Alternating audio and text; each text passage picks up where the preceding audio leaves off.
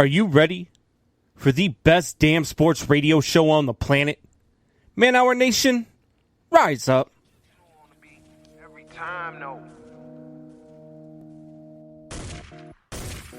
I would like to personally welcome you to Man Hour After Dark. Say that then. Why I bring you the host, Mike, Buck, and Cone. You know who's coming to the stage. Sports talk than what you about to hear right here. I second that. Go.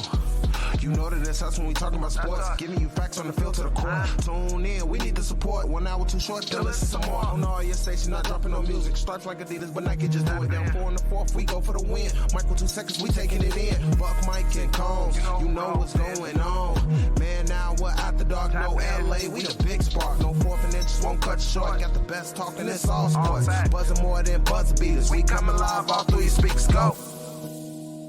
And what is up, Man Hour Nation? Michael Buckasher here with the Man Hour. Head over to manhourradio.com. Pick yourself up some merchandise. We got the Man Hour baseball tees up there. We got the new Man Hour MH with the crown logo over there. And we have the traditional Man Hour logo there as well with the American flag, because the 4th of July is coming up just around the corner. We do have an action-packed show tonight. We're going to break down the NFC South. That's the Tampa Bay Buccaneers, Saints, Carolina Panthers, and of course you got the what's the team that I'm missing here? Combsy, help me out. What team am I missing?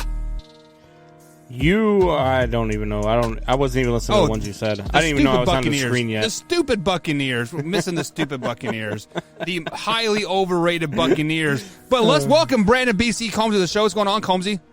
Not much, man. Not much. I didn't even know I was on. I was actually, sharing the stream to Twitter and to Facebook and watching the Cubs in the background, so it's a good thing I didn't just yell a cuss word because, good things are happening right now. Sometimes I blank and I panic and I click buttons randomly, and you just popped on the screen here. So it is just you and me tonight. That's just all like we need, baby. Just like the old days. Tori is under the weather. He basically cannot hang with the boys anymore because he is out there with 30-year-olds.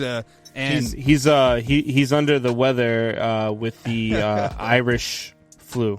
Yeah, the Irish flu there. And fun fact here, Wyatt Williams is out calling sectional baseball games right now. And he sent me a message today earlier, Combs. Yeah. Wyatt got the best broadcaster in Southern Indiana award. Attaboy. So we have the best broadcaster in Southern Indiana right here on the Man Hour, Mr. Wyatt Williams That is amazing. It's going to make me feel bad when I go off on him in my what does tonight. Yeah, so... Not really. I won't feel bad at all. No, we're all family in the end. So we do have some people popping up in the chat here. What is up, Michelle? I want to get Michelle's goat here in the what does coming up here on hour number 2 of the Man Hour. We got Nana in the chat. We got Drew in the chat. And hey, you gotta warn me if you're coming from Michelle, man. I've gotta know if I'm going to be walking into hellfire and brimstone when I get upstairs after the show. Man. It is not going to be that bad. Just know that movies are highly overrated. So we'll just leave it at that. Coming up here in the hour number 2. But like I said, guys, we are going to be breaking down the NFC South today, giving you guys our predictions.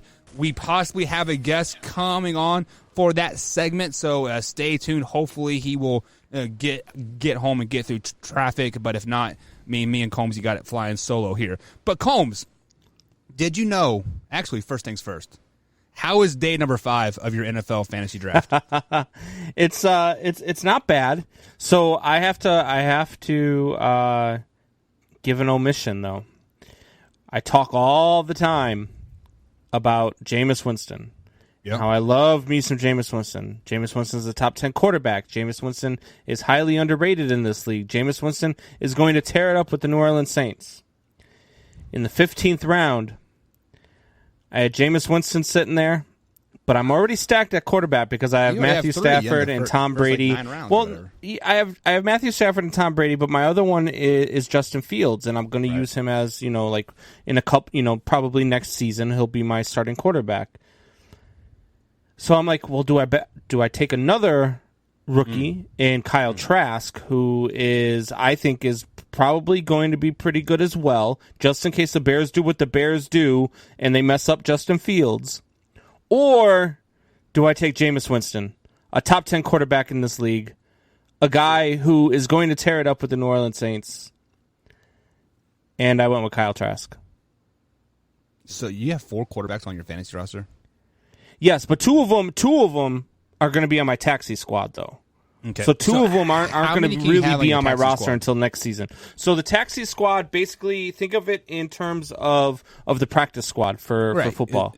Okay, so is there 10 slots, 12 slots, 15 slots? There's 5 slots. There's 5 slots. 5 slots. So you guys have a 32-round draft with 5 slots. So you're 27-man roster. 27 guys. I can tell you right now, actually, we have.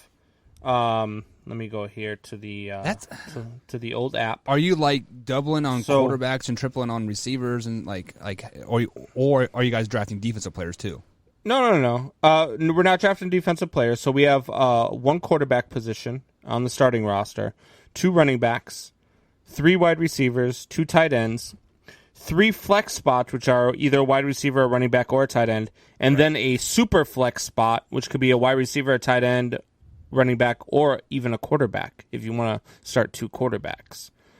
And then you've got your bench. So you've got 1, 2, 3, 4, 5, 6, 7, 8, 9, 10, 11, 12 starters, and then I guess you could say, 15 on your bench. Okay, I mean, but for a dynasty league, that's pretty, because you want to build it like you're building a real NFL roster. You don't want good players on the waiver wire all the time. So exactly. So yeah, I mean that definitely makes sense here. But you know what doesn't make sense here, Combs? National Wine Day. Today is National Wine Day. So for all of you that's wine connoisseurs out there, have your guys have a glass of wine. But Combs, do you like? I mean, like me as a man, and like you as a man too. Like I don't think we like wine. Like. I see a lot of men who do like wine, and there's nothing wrong with that. Look, I mean, I also see a lot of men who drink Trulies and I also see a lot of men that tuck as well. So we see. Yeah, exactly. But no, Michelle's huge into wine. Michelle loves her wine. We're actually part of a wine club at a local restaurant out here called Cooper's Hawk, which, by the way, has the best steak I've ever had in my entire life. But we're part of a wine club where you pay $30 a month, and she gets 2 bottles of wine for free every month. That's a really good deal. And then she gets to go. Considering a bottle of wine's like $20, isn't it? Yeah, it's like because it's their winery. It's like $26 a bottle. Sometimes more, but basically bottle free. That's not bad though. Yeah, so it's not bad, not bad at all. Plus, she gets free wine tastings and stuff like that, and then we get money off when we go there to eat and that type of stuff. So it's pretty good deal. But I don't. I'm not a wine guy myself. As we got a Facebook user in here, I'm assuming it is Soup Boss maybe. Because he seems to. It could be Javier as like a la. Okay, so either Soup Boss or Javier, but he says I do enjoy wine, Buck, and he says don't judge me, bro.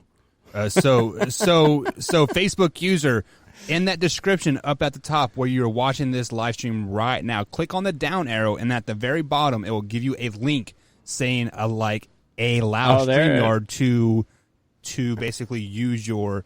Image so we know who we're talking to, just like what Steve did here. And Steve says he can't do wine. Grasshoppers. Yeah, I don't do wine. I do, however, do some Kraken rum and some cherry Pepsi, which you and Cindy would be best friends. Which may or may not be in this large glass. It may or may not be. I may or may not have a Bud Light right here in the shaker bottle. I cannot confirm nor deny whether or not I'm drinking on set. So I had white wine one time, and like in Combs, this wine was so dry and so bitter. It was just like I was just like I felt like I wasted like $8 on this like on this wine. But the steakhouse that we were eating at, they char their steaks. And it was charred so bad that I had to like eat the steak and like chug the wine to like get it down. Like I was That's so horrible. Yeah, why didn't you leave? Because I was on a first date with a girl, and I was just like, man, I don't want to cause. So you want to hear something? Yeah. You want to hear a story about a steak place that peed me off today? So this is going to be the first time Michelle's hearing it too, if she's still listening right now, if she hasn't, tuned out for a second to go check out Jersey Shore or something. But if she's listening, she's about to hear it. So we're going to the Cubs game on Saturday. Saturday is Michelle's birthday. She's going to be 35. Happy birthday. Happy early birthday, babe. But we're going to the Cubs game, and I was like, you know what? We're going to be on the north side of Chicago anyway. There's a place downtown. It's a fancy steakhouse called Chicago Cut. And, I mean, this I'm talking about $70 is the cheapest steak that you'll see. And so I made reservations. I was like, screw it. I'm just going to go all out for it, right? And I get an email this afternoon that says, we apologize for the inconvenience, and we have attached a gift card, but your reservations have been canceled. I call them up, and I'm like, what's going on with my reservations? They said, VIP has reserved the restaurant for the day. I said, VIP? They said, yeah, it kind of happens a lot when the Cubs are home. The players will come here, and they'll rent out the place for them, for the team and the team's family. And I'm like, oh, well, I guess I can't compete with, multi-millionaires. Yeah, but what about before the game? Well, before the game's a 1:20 game. Okay. So it's an afternoon game. I got you. And yeah, they're not open for lunch or breakfast or anything. They're strictly a dinner facility. But I was kind of disappointed. I mean, Michelle will be happy we're not spending that much money on a steak, but you know what? She's probably happy going to Burger King anyways. The best fast food restaurant in all of America. Yeah. We're actually going to a place called Woo's House, which is a. Have you ever been to a what do they call that? The hibachi grill. My ex-girlfriend used to work there. That's as much as I've been there. So I never ate there. Yeah, it's pretty cool. Like, they cook all the food right in front of you. Flames go up, and they're cooking. And as they're cooking, they try to flip food in your mouth. And it gets kind of funny. And then the guy usually, once he's got the flame going, he's got this little thing that squirts water, but it's a guy and his pants fall down, so it looks like he's peeing all over the. Yeah, I mean, it's a good time. They do a good job. They put on a good show, and it's good food. I mean, really, if you like Chinese food, this will be this. It's kind of like a higher end Chinese food. The rice, man, the fried rice that they make on these hibachi grills is the best fried rice I've ever had. Speaking of Chinese food, me and Cindy had that talk earlier today of like how do we want to end our lives? Do we want to be put in the ground, cremated, yada yada yada. I told her I wanted to be cremated and put in chili, so I can tear that ass up one more time before I head out. Man Hour Nation, we'll be right back here on the Man Hour. We'll be right back.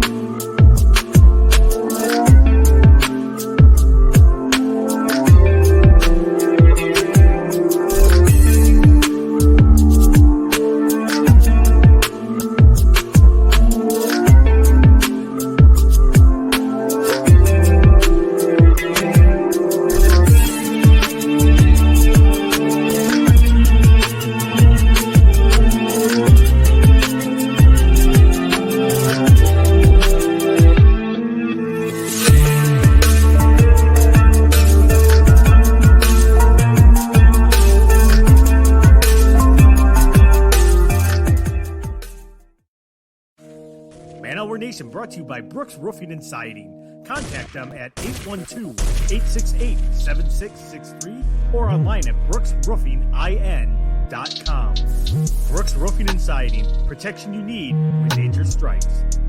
What is up, Man Now Nation? Welcome back to the show. Michael Buckhouse along with Brandon Combs. We have to tell you guys a little bit about Brooks Roofing. If you need any roofing done, siding, porches, or some basic home remodel, Bradley Brooks is a guy for you. BrooksRoofingIN.com is the place to go, and that is where you can find all the information on there. As you guys know here, I was dealing with my roof for months. It's like middle of February, and it just got done last week. I hired Bradley Brooks to fix my roof, or to basically to fight the insurance company for me May 1st, and 2 weeks later, the roof was done after of me fighting for months to get my roof done. So BrooksRoofingIN.com is the place to go for all your roofing and siding needs. So Combs, it is that special time of night where we let you take the floor, and we have a world-famous game called Would You Rather. For the people that are new here listening to the show, guys, first of all, hit that like button, hit that subscribe button, but let them know what Would You Rather is all about. Would You Rather is just that game that you used to always like when you were a kid and you play with your friends. You know, would you rather do this or would you rather do that? And then as you got a little bit older, you'd play with your buddies drinking and play, you know, would you rather do this one or would you rather do that one? Or would you rather marry, kill, or, you know. But anyway, this is just a play off of that. So you ready, Buck? Yeah, so definitely play in the chat, guys. Let us know what would you rather do as well. And we'll, put the best ones up on the screen as that Bud Light comes up tonight. Man, sorry. All right, so we've got 4 of them here. Here's the first one. Would you rather see the Lakers and Nets in the NBA Finals, or 2 teams that nobody is picking? So first things first, Combs. You know, I used to be a LeBron James fan. Like, I'm not going to lie. Like, I'm not a huge NBA guy, and I didn't have one allegiance to like a team or like another. I was a LeBron James fan. But as of late, I am not a LeBron James fan anymore. Like, so I want to see him get swept in the first round, even though that's not going to happen. I think they won just the other night. But I want somebody like the Miami Heat that's like a young up and coming team versus like the Denver Nuggets that has been riddled with like injury, but they're still they're still hot. So definitely give me like a bunch of nobodies, because I'm sick of these super teams.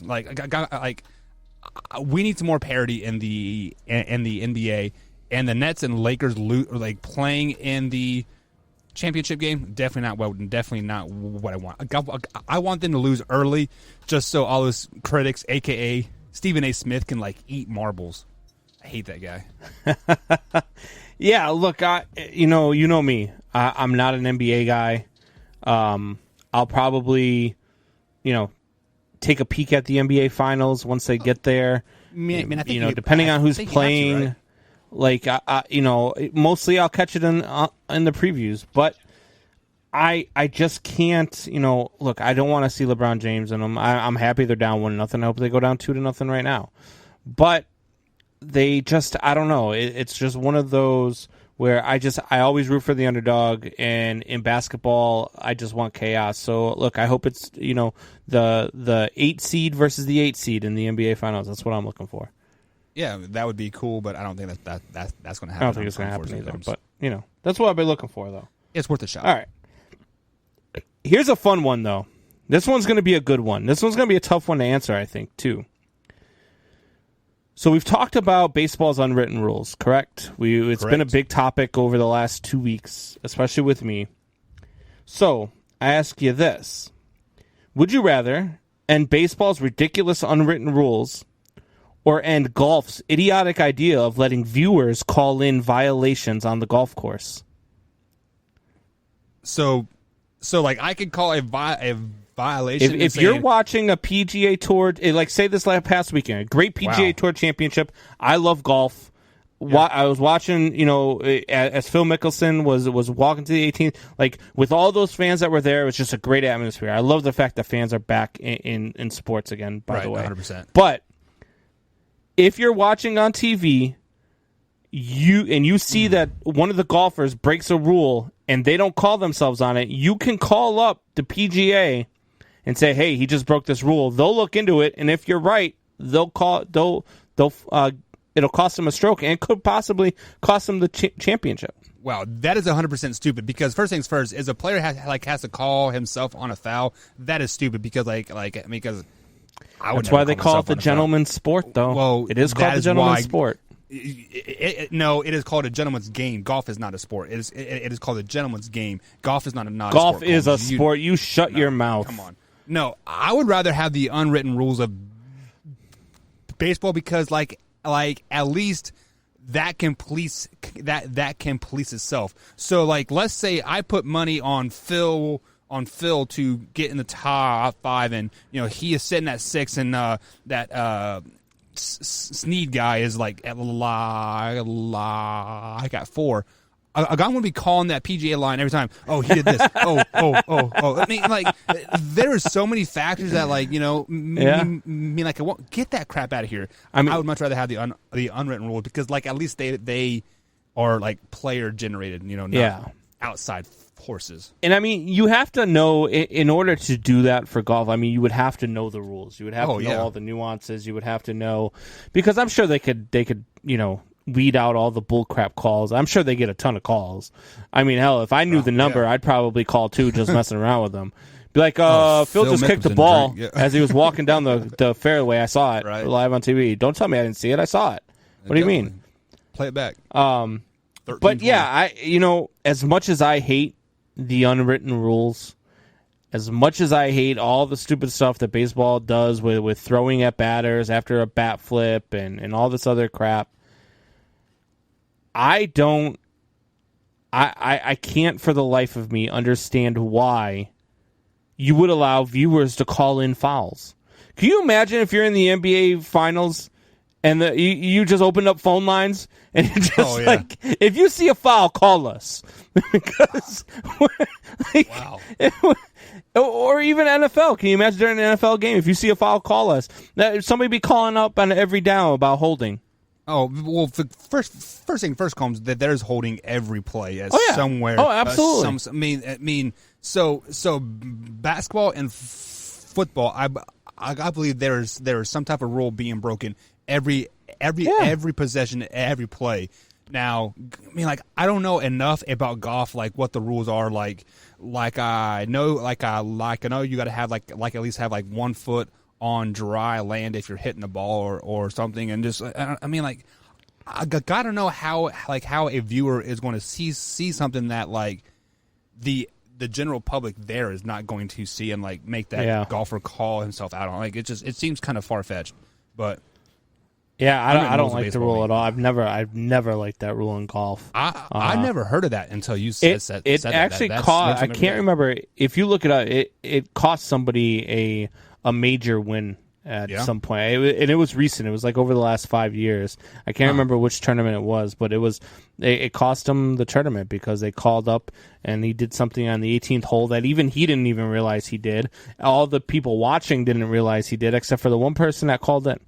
Like, so it was just one of those things. So basically, what you're saying is that person had money on him losing. He's like, he's not going to win today. Not today, Satan.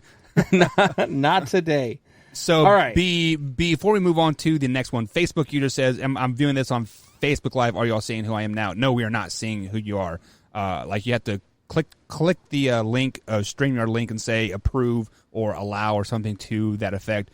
Or you can simply come to youtube.com/manhour and join the Man Hour Nation over there because we are live and absolutely over here. So definitely and put in your $2.99 a month, and you can become a member. Yeah, after hours. Just saying, you get free T-shirt, free hoodie, $9.99. It's a golden opportunity. When we decide to do the after show, right, Drew? Yeah, we're doing it tonight to talk about wine. Yeah, we are. Drew says we're talking about wine. I'm leaving. He loves playing golf, but hate watching it. I'm probably the same way. I love playing baseball. I don't like watching it. I'm kidding. So Diana Taurasi has an injury, and so she's going to be missing some time in the WNBA. So I ask you this: would you rather help an old lady cross the street, or help Diana Taurasi's chest injury heal? Has she come out yet? Just out of curiosity. What? Has Diana come out yet? Like, of the Has closet? she come out of her shirt? Come out of her trying to play it like she's straight? Oh, I don't know. I don't really care. First things she's first. Hot. I hate walking ladies across the street. I hate them putting their nasty arm around. No, I'm totally kidding. I love grandmas. I love those grandmas. But Diana, I mean, she's got a broke sternum, man. She's gonna need some massages.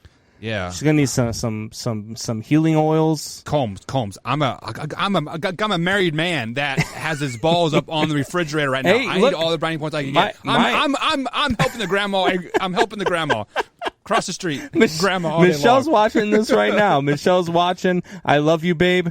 But if I have a chance, I'm breaking out the healing oils. I'm breaking out some Sensies. I'm breaking out Like, look, if Diana Taurasi's chest is injured, I'm gonna do everything I can to help Diana Taurasi heal. I don't care.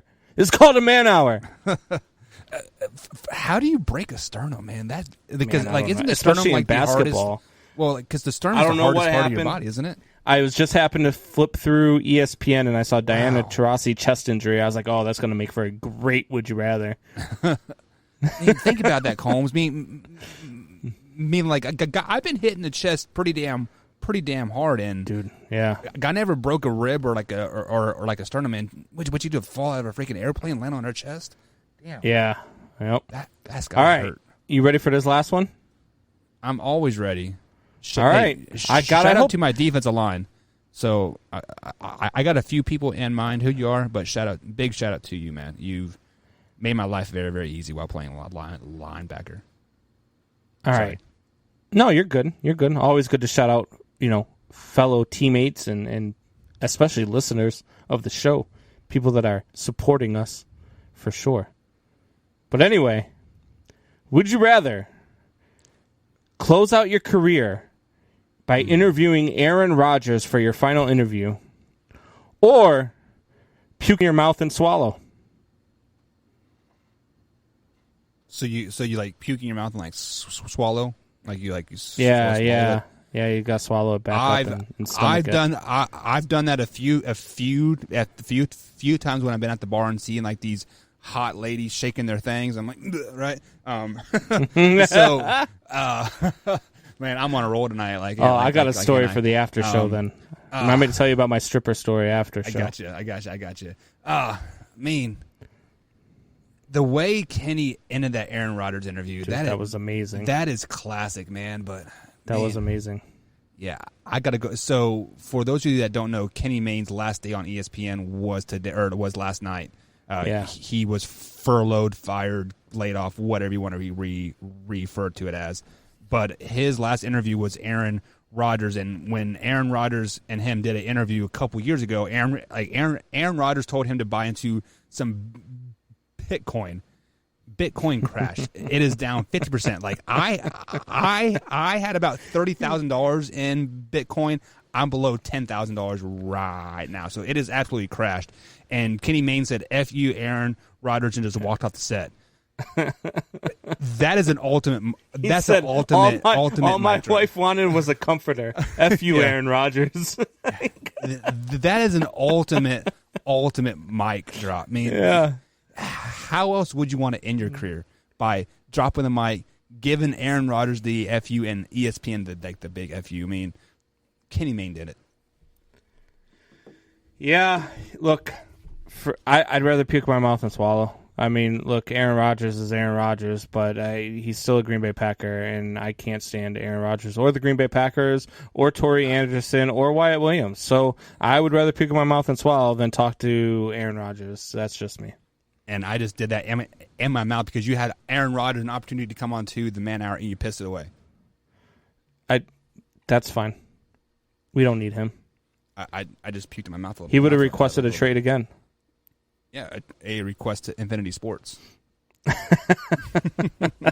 Shout out to Wayne G and Sully over there. Those guys do great work. But, guys, we're going to take our next break. On the other side of the break, we're going to dive into some football talk. NFC South schedule is coming up. We're going to break down the Tampa Bay Buccaneers and Combs' New Orleans Saints. You have officially been classified as a New Orleans Saints guy, so you better ride on them all night long, Combsy. Wait till you hear what I got going on. Wait till you hear it. We're going to take a quick little break here on the Man Hour. Stay tuned, sit back, and enjoy the rest of the show. Hey there, Mr. White T-shirt wearer dude. Mr. White shirt wearer dude. Do you wear the same shirt every day? Same shirt every day. Do you do the same thing every day? The same thing every day. Don't you worry, Mr. White shirt wearer dude. Now with Man Hour merch, you can spice up your style each and every day. From hats to beanies to shirts. We got you covered, Mr. White shirt wearer dude. Shop at manhourradio.com. T-shirts start at $15. Shop today. Why, thank you, manhourradio.com, for this awesome merch. Hats, t-shirts, $15. You can't go wrong.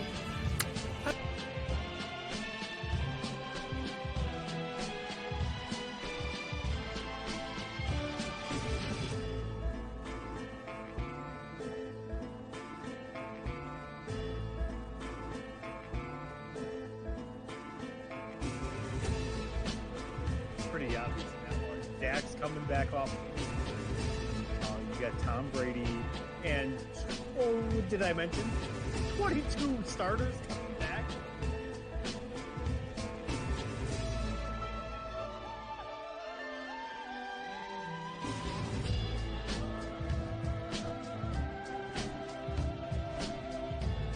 When I say Lamar Jackson is trash, I'm not saying he is the worst quarterback in the league. But he is definitely not the best quarterback in the league. When you say somebody is trash, it is based off the perception of the general public.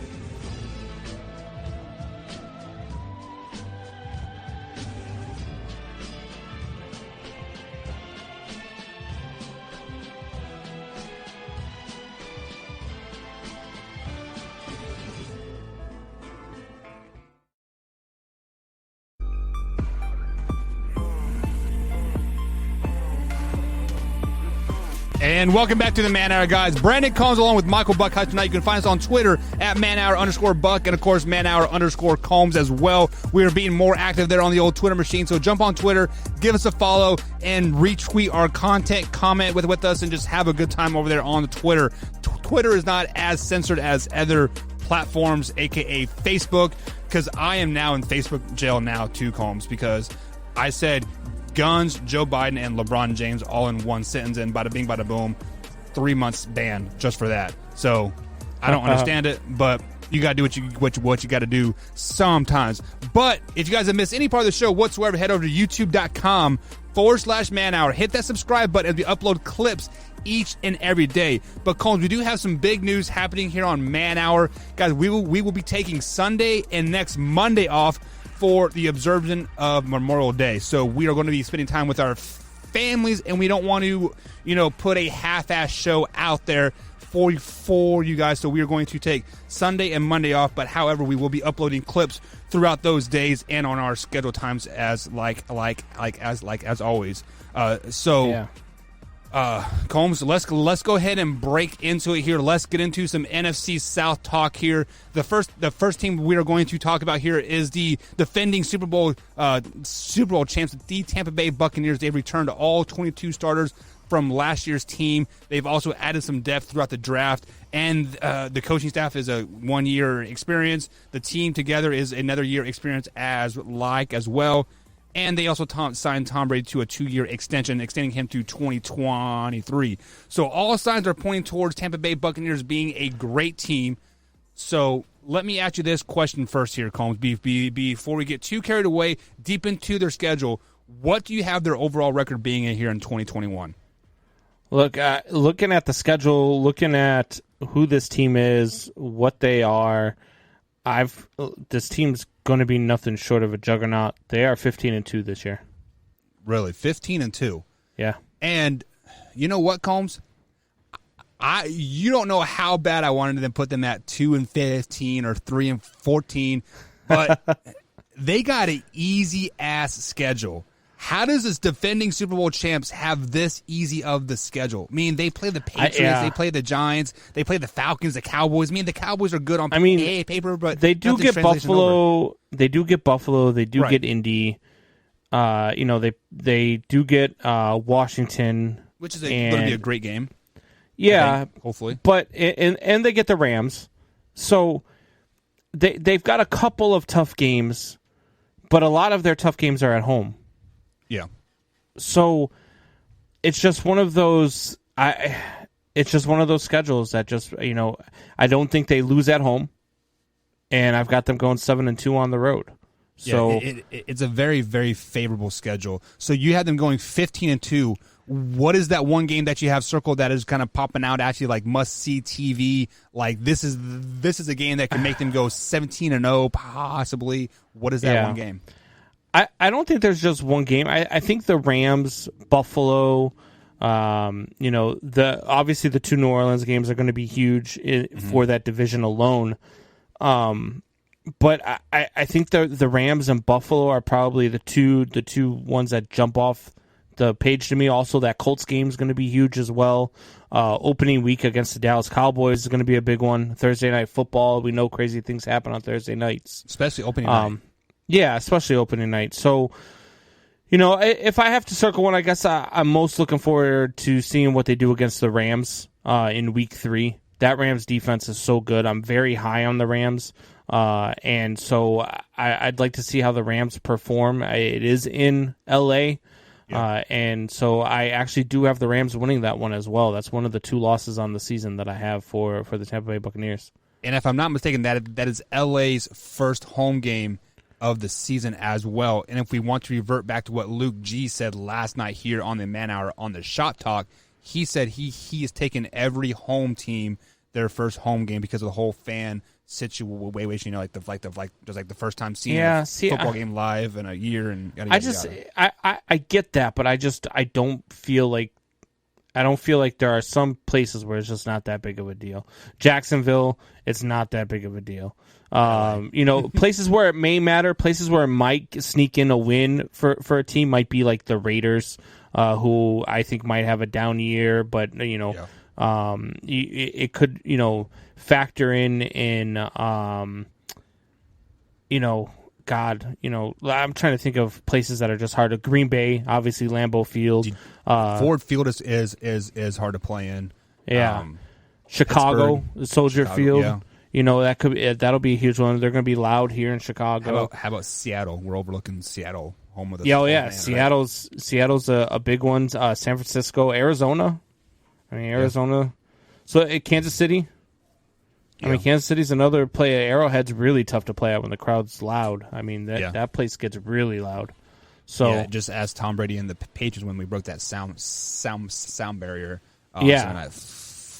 Football. So you had that Week 3 matchup, the Buccaneers losing that game versus the Rams, and you had them going 15-2 on the season. What is their divisional record? Do you have them sweeping through the division or their second loss? I do not. I have them at 5-1. I have their other loss, one of the games against the Saints. I think they'll split against the Saints, but they'll sweep everybody else. Is it the Week 8 game versus the Saints or the? It is. What's that? It's the Week 8 game in New Orleans. Okay. New Orleans is another tough place to play, especially when it's loud. So, I give it to New Orleans, especially since it's a divisional game. If this was just a one-off game, it might be a different story. Yeah, so 15-2. Clearly, that's probably going to be one of the best. That's probably going to be the best record in the NFC. Are you assuming they're going to be the first goal for us going into the playoffs with that record? Not so fast, my friend. We haven't gotten to that division yet. Okay, not so fast. Okay. So you had them going 15-2. I actually had them going 12-5. So as much as they have a very favorable schedule, and I think they're going to start the season off hot, because first of all, they are returning their whole team. They're coming off the Super Bowl win, and they are going to be clicking still going into about Week 7. Then they're going to run into that roadblock called a division opponent in the New Orleans Saints. I had that Week 8 game circled. with the New Orleans Saints, much like what you do, and I actually had the Saints beating them just because the Buccaneers are not going to go undefeated. They are not going to go 17-0. They're not going to go 20-0. Like it is just not going to happen. Sometimes you have to lose a game to kind of gather your thoughts. Like, hey, you know what? We still need to improve in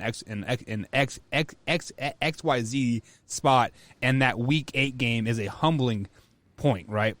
Yeah. Then they got a Week 9 bye week happening, but then Week 10. This is the big game that I have circled. We've already broken down the Washington football team, so you guys know where I'm going with this one. But I have the Washington football team beating to the Tampa Bay Buccaneers as well, giving the Buccaneers 2 losses in a row.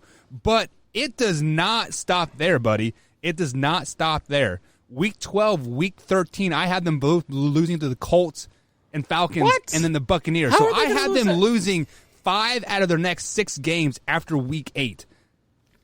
How do you have them losing to the Falcons? It is a division opponent. No, Julio Jones. They still got Julio Jones right now. Come on, Julio Jones is going to be gone.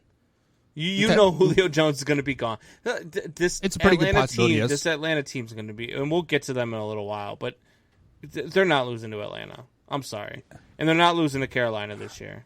See, the Falcons game is the only game I could go back and forth on. Yeah. But I have them but I have them losing to the Colts. I have them losing to the Bills. I have them losing to the football team. I have them losing to the Saints. So Stop if calling I were them the football team, they're the damn Redskins. They're the Red Tails, aren't they? They're the Redskins. But they are 12-5, and I think that Week 10 matchup is the key to a 12-5 record. Like if they lose, or a 15-2 record if they win that game. So I kind of have like the baseline at 12 wins and the ceiling like at 15 wins for them if they win that Week 10 game, which I actually have them losing. So let me get a big shout out here. Coming off a bye, huh? Mr. Road Warrior himself, Ruben Roy. That is my guy right there. Never had a defense or an offensive lineman touch me when this guy was playing in front of me. This guy puts on the best eye black ever. I just want to put that out there as black I like as well. Always what's going on, Ruben? So what were you saying before I interrupted you? So you've got them losing to the football team, the Redskins, after a bye week. Yeah, well, the football team's also coming off a bye week as as well. But the biggest X factor for them is the Buccaneers were coming into that game 7-0, and then they get thumped by the Saints, by Ruben's Saints. Ruben is a Saints guy here. So, and I think that thumping of the Saints that they took kind of make them say, "Whoa, wait a minute," and they're kind of gun shy a tad bit. So Ruben, that's why I have it. Stay tuned because we're about to do the Saints, and I might be making you happy, buddy. In a couple minutes here. So that is the main reason why I have them losing to the football team. Now, if they beat the Saints, it is not impossible for them to go 16-1. The only game that I'm guaranteeing that they're going to lose is that Week 12 game versus the Colts. Because going to Indianapolis, playing Carson Wentz, a top 10 quarterback in the NFL. Stop. That defense is probably top 5. I mean, that Colts team's going to be really You're out of your mind. So, who is your MVP for the Buccaneers this season? I mean, come on. Tom Brady. Come on. It's that guy. It's that guy, Tom Brady. Look, Tom Brady to me, and I've said this on other occasions. Tom Brady is going to be the greatest quarterback in the NFL, the best quarterback in the NFL until the day he dies. Even after he's retired, he's still the best quarterback in the NFL until he dies. That's the only thing that's going to stop him from being the I'm telling you right now, Tom Brady, MVP. But I can tell you so Tom Brady is kind of that easy pick just because, like, if the team does well, Tom Brady obviously is going to do well as well. But Tom Brady is not going to go anywhere without that offensive line. I mean, he has to have that protection like he had in the Super Bowl versus my Kansas City Chiefs. Because if people don't touch Tom Tom is a very happy man. He is throwing the ball down the field. He is having fun. He gets hit one or two and if he does times. get touched, he throws 3 picks and they still win. Well, but he also starts to implode a little bit. Like he gets pissed off and starts to crumble down a little bit. So you think he's got a little bit of that Peyton Manning in him? Yeah, 100%. So okay, if I had to I've pick never seen one that, guy, but okay. I'm going to go with the center and Ryan Jensen. But as a whole, I think the whole offensive line has to be the MVP for them to repeat in the Super Bowl. That's an interesting one. I like that pick. Any closing thoughts before we head on to the New Orleans Saints? I just, with your point of him imploding if he gets touched, I don't see that. I've never seen that from Tom Brady. That's one of the things because I hate the Patriots. I hate everything about the Patriots. I can't stand their fans. I can't stand the team. But Tom Brady to me is the greatest quarterback to ever live, and the reason why is because I've watched him take hit after hit after hit and still come in. I've watched him complete 20-yard passes downfield knowing that Ray Lewis came through the line untouched and took the hit and completed a 20-yard pass down the center of the field. Are you telling me that Tom Brady does not yell at his teammates on the sideline? Oh, of course he does. But that's what every good leader does. That's what every good quarterback does. You don't think Aaron Rodgers yells at his guys when he gets touched? Some people don't respond well to that, just like the Detroit Lions. Yeah, but that's what every leader does. I mean, we were talking about it with Justin Herbert, how good Justin Herbert was and how much of a leader he was, because on the sidelines he was yelling at his guys. Like, that's what a leader does. A leader will get in your face and tell you when you're doing wrong, and when you're doing well, he's going to reward you for doing well too. So, don't tell me that Tom Brady's offensive linemen don't get freaking cars and watches and all sorts of stuff in the offseason, because I guarantee you they do. I just want to see Gazelle. Me too. I'd be happy. I hope she gets a chest injury. Moving on to the next team in the NFC South are the New Orleans Saints. So the New Orleans Saints were the division champs last year, but they kind of fumbled a little bit here in the playoffs, and they ultimately did not reach their ultimate goal. Drew Brees is now gone. Tentatively right now, Jameis Winston is the quarterback. Jameis Winston is quarterback. One more time. Jameis Winston. Who that? Yeah. So with the big loss of Drew Brees, Michael Thomas hopefully healthy, Alvin Kamara not liking the 17-game season. How do you have the Saints going this year? What's your overall record? Ruben, I see you in the chat. I know you're a Saints boy. Look, man, I'm telling you, and I said this last year. Buckle, back me up. Jameis Winston was the best quarterback on the Saints roster last season, and he didn't even get to play. Drew Brees held on for just a little bit too long. Drew Brees is one of all-time greats, don't get me wrong, but he held on for just a little bit too long. The reason why they started Taysom Hill was because they didn't want Jameis Winston to take over and be averaging 30 points a game with this team, because they wanted Drew Brees to be able to come back and finish out his career. They didn't want to have that controversy for Drew Brees, and that's understandable. But now it's Jameis Winston time, baby. And these boys about to eat them dubs. Give me a 14-3 record for the New Orleans Saints, baby. 14-3. Who that? Wow. 14-3. Eating 14 dubs this season. Who are your three losses?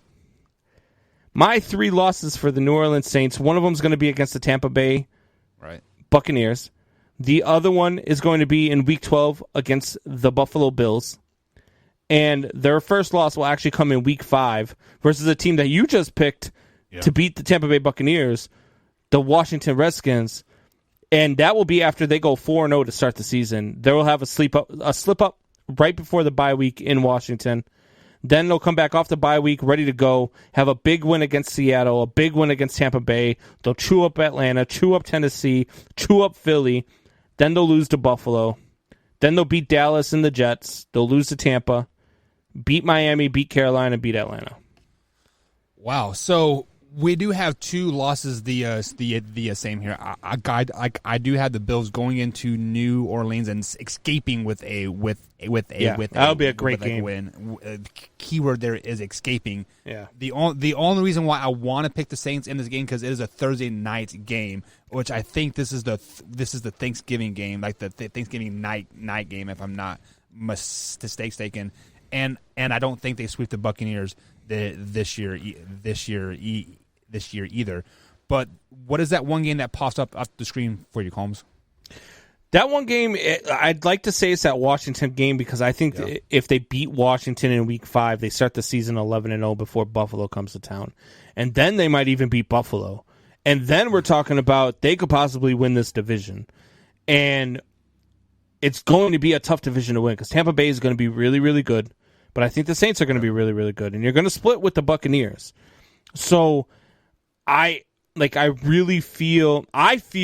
like Jameis Winston with this offense, with everything that he's got around him, with Sean Payton, I feel like this is an offense that is ready to explode. I really do. I feel like this offense is about to take off and be back to what they were with Drew Brees 5 years ago. An offense that was just vaunted and you didn't want to play against them because they could put 40 up against you quick. And that's what I think is coming with Jameis Winston. People could talk all they want about that 30 interceptions that he had his last year in Tampa Bay. You know what? That's fine. Give him his one anomaly year. There's lots of quarterbacks who have had those 1 years. Hell, I say it all the time, but Brett Favre had a bunch of those years. And he's a Hall of Fame quarterback. Jameis Winston was also that year the only quarterback that threw. So despite those 30 interceptions, also threw for 5,000 yards and 33 touchdowns. And the only quarterback in the league that did it.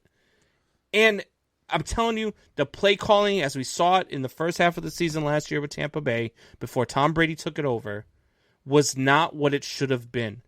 And Jameis Winston, with Sean Payton, the genius that Sean Payton is, this team is going to take off. And this team is going to be so. Alvin Kamara is going to be better because of Jameis Winston.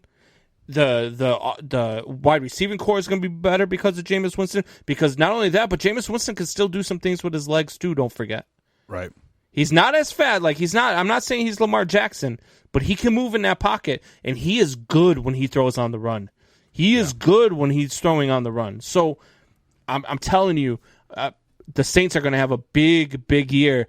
And then at the end of all that, we're going to get to watch Torrey Anderson chew on some last dab sauce, baby. Yeah. So I want to bring this up here real quick as Ruben says he has I agree. them sweeping Carolina, Atlanta, both games is playing with Tampa. That's exactly what I have as well. I do have the Saints going 5-1 end the division, and that is a big key here. But before I give you guys my record, Combs, let me ask you this cool ask you now. Now, I have been a Winston kind of hater, or maybe not hater, but kind of like a, hey, but what did he do? So what does he need in New Orleans to have a successful career there? Does he need a running game, or does he just need the play calling of Sean Payton to be successful? Like, what do you think he needs to be successful in New Orleans? What he needs is just the opportunity to run an offense that is geared towards him. Tampa Bay was not that. Tampa Bay's offense was not geared towards him. This New Orleans offense is, and we saw it last year. And when it was time for Drew Brees to go, Drew Brees with him on the sideline says, "It's your team now." Drew Brees molded this kid to take over. That's the reason. Like. And nobody can tell me any different about Taysom Hill playing in those three or four games that Brees missed. It was only so that there wasn't any controversy at the end of the season when Drew Brees came back. They didn't want to have to say, well, Drew, sure, you can come back and play and give us your 20 points per game, but we're averaging 30, 35 with. They didn't want any of that. They didn't want any controversy. They knew Taysom Hill wasn't the guy. So they did what they did, and even at the end of the season, when Drew, that was what sealed it for me, was when Drew Brees says, "This is your team now." Like I'm telling you, this kid is going to be good, man. So David also brings up a great point here, saying that the Saints need a franchise. They have one, and he does not think Winston is like is that guy. So do you think Sean Payton molds the offense to Winston's play style, or is it like this is my way or the highway? No. He's going to do things that are to Winston's strength, which is something that Winston did not get in Tampa Bay. Winston also played under 3 head coaches in Tampa Bay. He started out with Lovie Smith, at least and then they had another one, and then at his final season, Bruce Arians took over. So 3 different head coaches. I think he had 3 or 4 different offensive coordinators too in that time. Like that's not good for a quarterback who is coming up, and it's a recipe for disaster. And I'm not even going to say his final year in Tampa Bay was a disaster. The guy still put up over 5,000 yards and 33 touchdowns, which no other quarterback in the league did. There was still great to his game. So you might have to take the bad with the good. He might still throw those 15 or 16 interceptions because that's who he seems to be. But also at the same time, I could see him throwing 10 or less interceptions under the Sean Payton offense. A lot more weapons than what he had in Tampa Bay. We got to remember, he didn't have all the weapons that Tom Brady had because he didn't have Antonio Brown. He didn't have Rob Gronkowski. Yeah, people talk all the time, there's the same team. Tom Brady took over the same. No, he didn't take over the same team. He brought some friends with him. He did. he brought some friends with him. The only thing he had was Mike Evans, and I think Godwin maybe. But he didn't. And if he could have called up Aaron Hernandez from the dead, he would have brought Aaron Hernandez with him too. Right.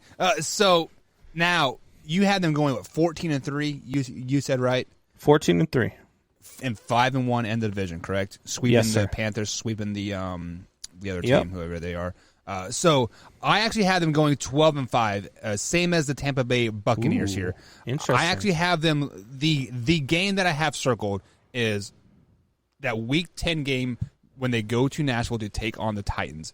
If they full disclosure, I have them losing this game. But if they win this game, they are a 14-win team. But if they lose this game, they are right where I have them at 12-5. This is now. Correct me if I'm wrong. We both had Tennessee at 7-10 last night, right? When we did our picks. Let me check real quick here. I actually had them. I think it was 8-9 when I had the Tennessee Titans. Okay, so 8-9, but you think they have a down year, but they have a big win versus the Saints, huh? Yeah. Well, I mean, what do you have their record going into that game? I have them losing to the Seahawks only, so that would be 8-1, or so it'd be 7-1 because they got that early bye week, very early bye week, so that might be bad 6. For the Saints going in with Michael Thomas's injury prone there. But that Week 10 matchup, like, man, that just seems like a very intriguing game, almost like a trap game per se. Even though the Tennessee Titans fans, they came as hard on the clip segment that I posted earlier today, saying that we're overlooking them. All three of them going to be better than they were last year. You gotta. But that game that I have circled, I do have the Titans winning, but. Go sit in the corner, Buck. But like every year, you had that one game where the road team forgets to show up. We saw with the Green Bay Packers and the San Francisco 49ers a couple years ago. We saw it with the Kansas City Chiefs when they traveled to, I don't know, some New York team. I can't remember who, but they forgot to show up. I mean, there's every year there's that one game, and I think it's going to be this Week 10 game that they just forget to show up. So, Combs, who is your MVP for the Saints this season?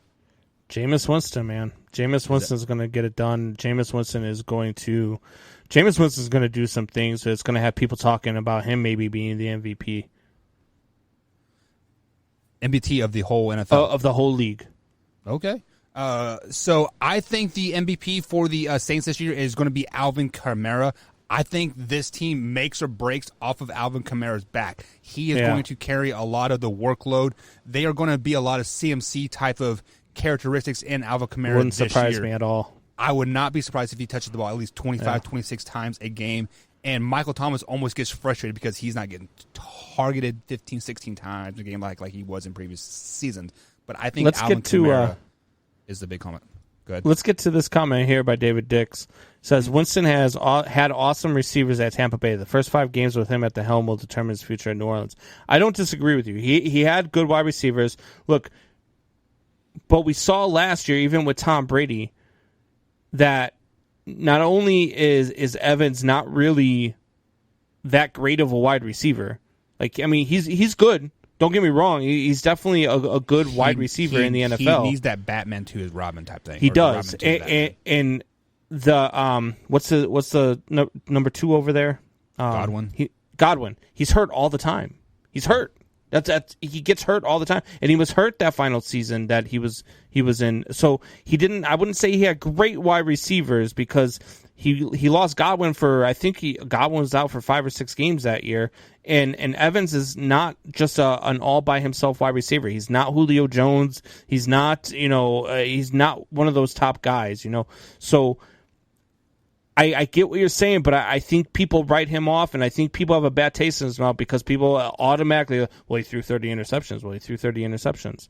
He probably threw 23. I would venture to say at least 7 of those probably tipped off at the line, or a receiver maybe ran the wrong route, or whatever the case is. I never put all of a quarterback's interceptions on a quarterback. All right. So any more comments that we want to address before we head to our next break? Let's see here. Ruben says he definitely needs a running game, and under Sean Payton's guidance, just like he molded the offense to Drew, Sean Payton is going to mold it to Winston. I agree. So correct me if I'm wrong, but Drew Brees and Sean Payton came in at the same time, right? Like that was Sean Payton's first hug. So did he really I believe mold that offense to him, or was it just his offense and Drew Brees? I believe Drew Brees asked for Sean Payton. I believe Drew Brees is the one that picked Sean Payton. I believe when Drew Brees went to New Orleans, they said, "Hey, look, this is what we want to do. What are you thinking?" And I think he had a big part in it. So it was a marriage made in heaven, and they did their thing. So because Sean Payton was the offensive coordinator for the Dallas Cowboys before he went to New Orleans, right? Does that sound right? Yeah, I'm pretty sure. I'm pretty sure. So, I mean, Cowboys is a winning franchise, so bring winners over to your crappy team. Sorry, Ruben, but your boys were not good before they got there at all. But guys, we're going to take our next break. On the other side of the break, we got the infamous what has been grinding our gears all week. I can tell you that Fast and Furious is grinding my gears right now. But guys, stay tuned, sit back and relax right here on the Man Hour right after this quick commercial break. What is your name? What? What is your name? Buck. Where did you get that shirt?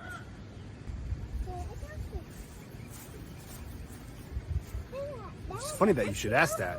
Head over to manhourradio.com. You can pick up the shirt up. $15.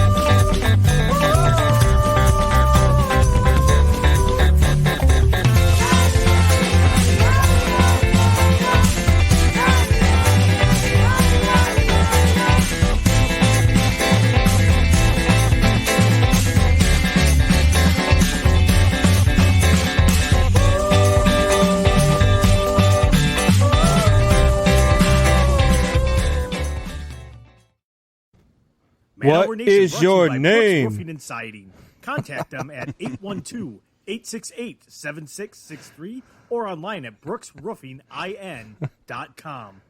Brooks Roofing and Siding. Protection you need when nature strikes.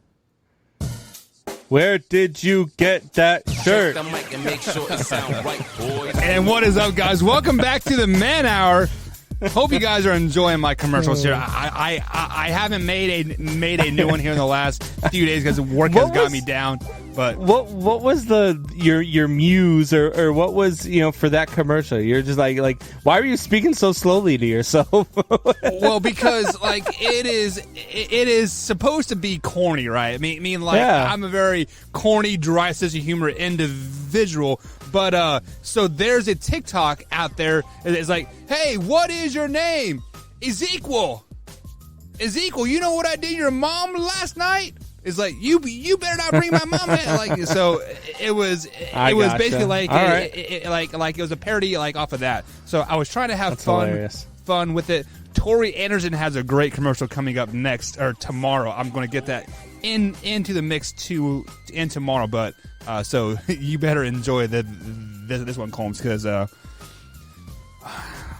he put Slim Shady to shame. I'm just going to put it. I'm just going to leave it there. I'm just going to leave it there. Oh, you better watch your mouth. So you guys have to tune in tomorrow to check out what old Tori Anderson did to Slim Shady. That we might have rap battle happening. Oh my God! So just prepare yourself. I'll kill him. I believe you said something about Slim Shady. Slim Shady's overrated. It was just like, oh my God, Tori, man! He was just dropping these. Oh God! Does he know what happens when people go after Slim Shady? They get Slim famous, Shady boy. kills their careers. He kills their careers. Have you heard from MGK? Yeah, nobody's heard from MGK. He went punk instead of rap anymore, so he can't have a rap. Yes, we're gonna have to start talking politics instead of sports or something. Are you ready to get into That'll never happen. Let's do it.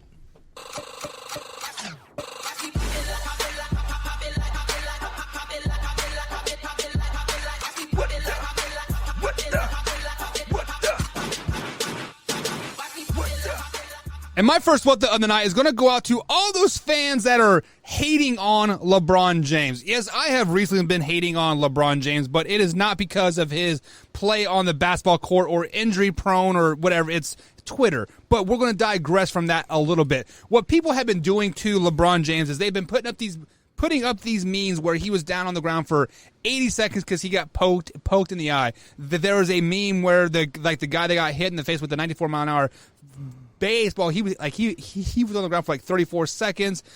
Joe Burrow was he was on the ground for 70 seconds with his torn ACL, and then LeBron James on the ground for a poking eye for 80 seconds. First things first, guys. Have you ever been poked in the eye? It freaking hurts. I would much rather get punched in the throat than poked in the eye because, for one, you can't see. So your automatic defense mechanism is to lay on the ground and protect yourself because you don't know what is going to come. So it takes a while for you to get the vision out. LeBron James, it's okay, man. You can lay there for 5 minutes, and I would have been perfectly okay. You are still the GOAT on the basketball court. So all you people dishing LeBron James, you guys get the what the.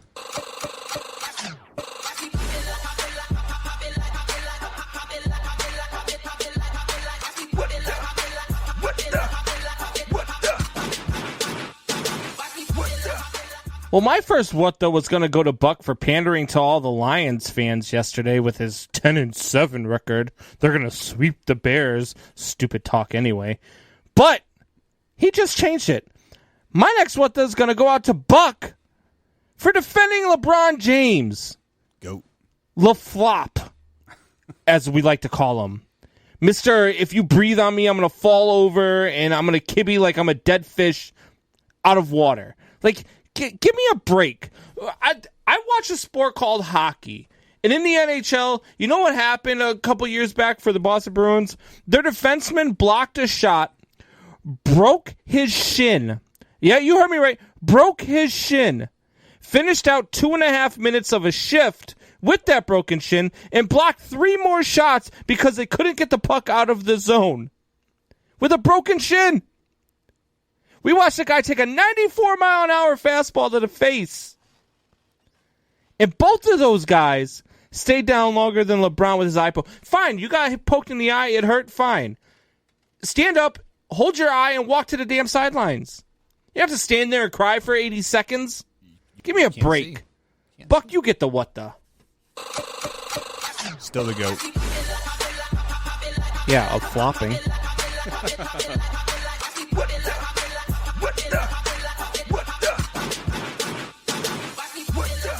My next what the is going to go out to John Cena and the Fast and the Furious franchise. Don't do it.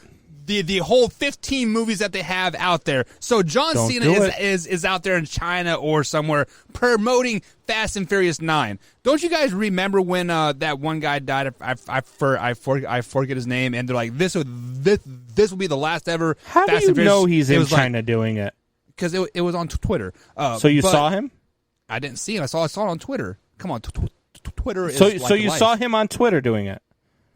I saw him turning on Twitter promoting Fast and Furious 9, yes. Yeah, well, that's false because you can't see John Cena.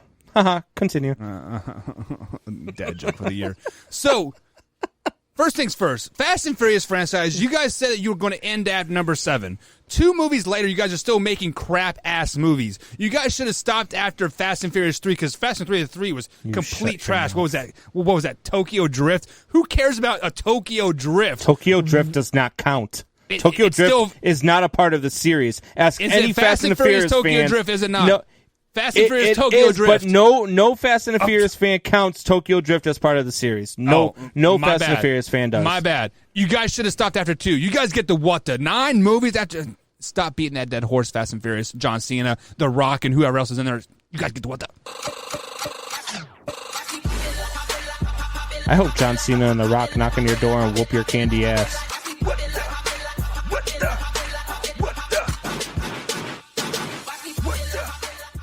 Just bring it. Let me ask you this, Buck. What do you really think about the Fast and the Furious movies? I think they're trash. It doesn't matter what you think. Anyway, my next what the of the night. No, that's The Rock. Come on, man. Know your wrestling. Know your 90s wrestling. God. All right. My next what the of the night. First one went to Buck. This one's going to go out to Tori Anderson. The Washington football team is going to go 13-4. The Washington football team is going to go 13-4. That is what came out of Tori Anderson's mouth when we previewed the NFC East. 13-4 for the Washington football team. Enough said. Tori Anderson, you get the what the.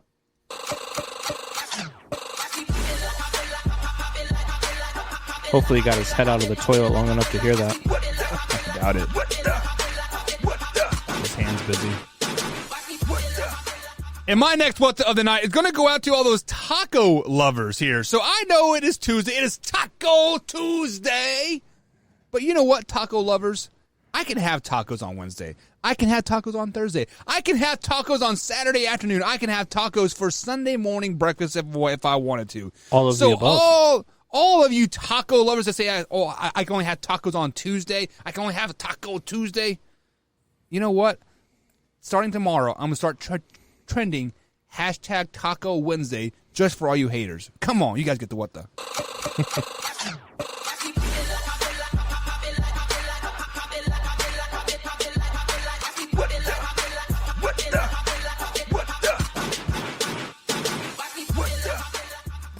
I love to eat a good taco. Yum. Anyway, my next what the of the night is going to go out to Wyatt Williams. Wow. Shots everywhere.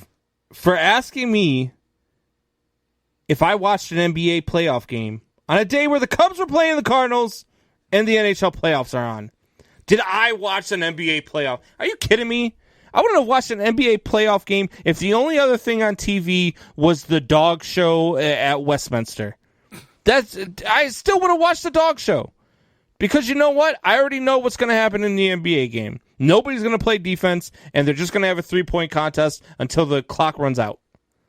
So no, Wyatt Williams. I didn't watch the NBA playoff game. I didn't see anything that was going on in the NBA playoffs. I don't care about the NBA playoffs. I was watching the Cubs play the Cardinals, and I was watching the NHL playoffs. And then I was laying in bed with my beautiful wife.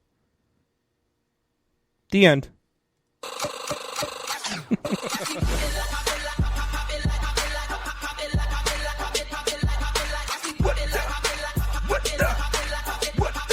Should have said future wife, right? Oops. So my next Combs, I'm going to have to bring you on screen here because pre-show and after-show, we always diss this particular person. And throughout the show, we sometimes sneak dish, sprinkle a little bit of dash there, sprinkle a little bit of dash there. But, Combs, this guy has kind of been coming at our heads. I'm going to name drop. It might get me in trouble. I don't care. You know what? Because Big X Sports Radio, Mr. Matt Dennison, Mr. 45-year-old man himself, you are coming at an 18-year-old kid saying that you are better than he is. I mean, you should be better. You're like 50 years older than like he is. Mr. Matt Dennison, Wyatt freaking Williams, the Wyatt Williams, that man at underscore TWW, got the Southern Indiana Broadcaster of the Year. What did you win this year, Mr. Matt Dennison?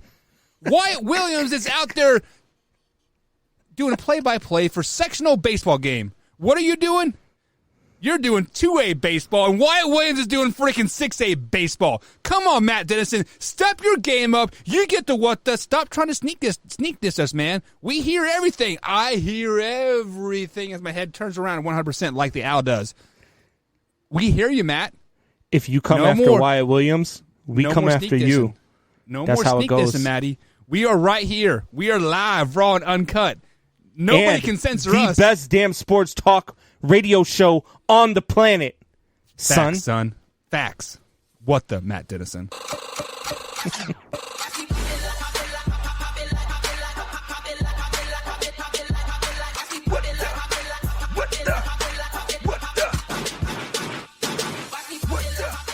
Let me bring it back up here real quick. You know what? I like that. Look, I'm all about. I'm a hip hop guy. I love my rap, especially like the '90s rap, where it was "you come after me," like Tupac. When he came after Biggie, that's why you fat mother. Yeah, that's what I'm all about. I'm all about that battle rapping. So I like that. I like it. Let's do that more often. All right.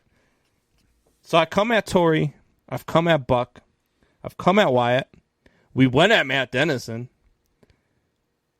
I'm going to give this last what the to myself. Oh.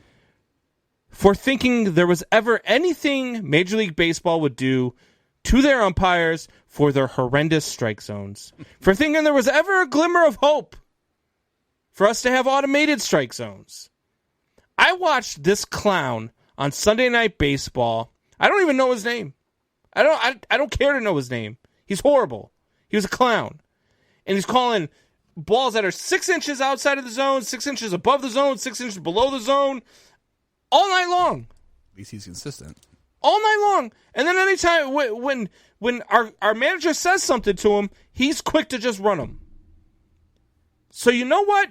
Umpire whose name nobody will ever know because you suck, and you probably won't last past this year in Major League Baseball anyway. Major League Baseball has caused me to get the what the. Your young ass up, leave you in pieces. Now be deceased. No kids, don't fuck around with real G's. Quick to snatch your ugly ass off the streets. I'll edit it. Don't worry. Big X. My bad. I ride tonight. Bad boy murdered on wax and kill. Fuck with me and get your caps peeled. Grab your Glocks if you mess with Wyatt. Call the cops if you see Tupac.